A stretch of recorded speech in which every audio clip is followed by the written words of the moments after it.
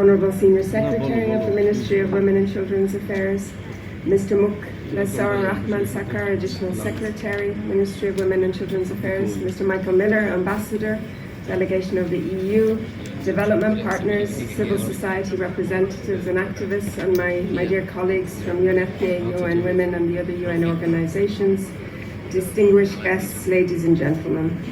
Today, as we gather to launch the 16 Days of Activism Against Gender-Based Violence, we stand at a pivotal time in history.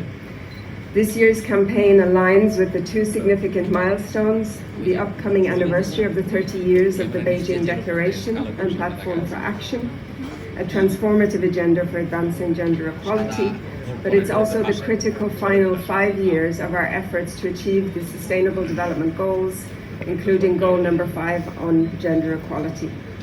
These milestones remind us of how far we have come and how much remains to be done.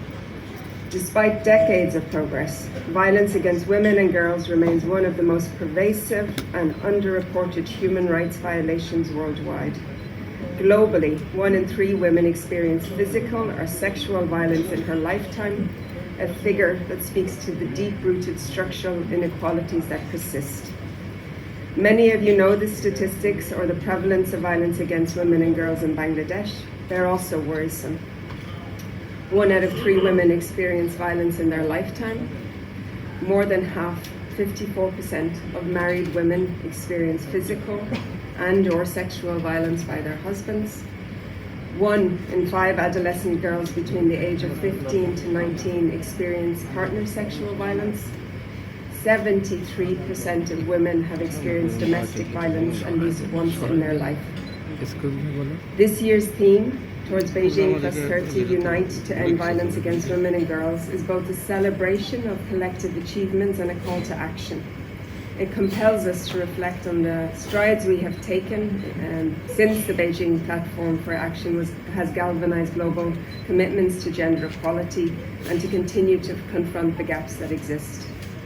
Over the past 5 years of implementation, the path of progress has been uneven, with discriminatory norms, limited funding, and emerging threats such as technology-facilitated violence and femicide undermining our efforts. There is, however, much to inspire hope.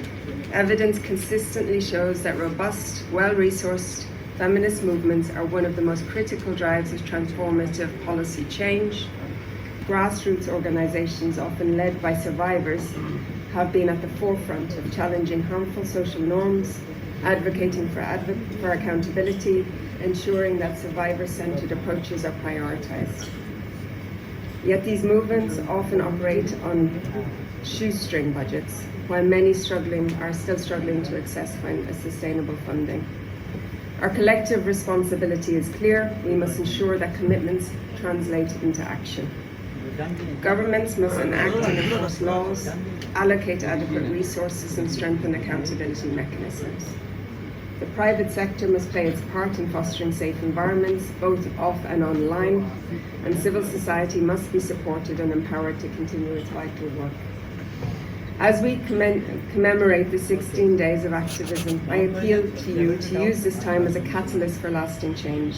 Commit to the tangible actions that we know are effective, allocate the resources needed to implement laws, prevent violence, and protect survivors. Establish mechanisms to track budget allocations for gender equality, ensuring accountability at every step.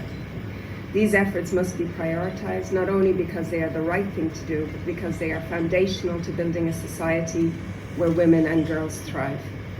Together, let us turn this pivotal juncture into a powerful movement for accelerated action for gender equality and the elimination of violence against women and girls. Thank you.